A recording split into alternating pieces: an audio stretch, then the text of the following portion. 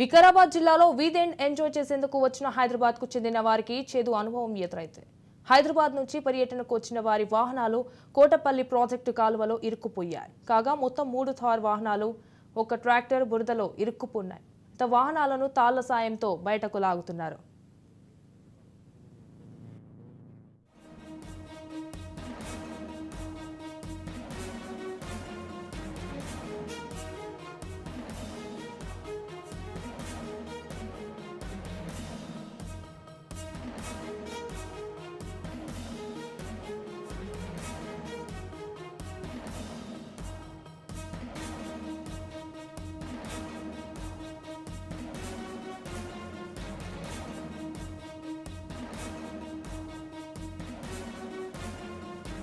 É isso.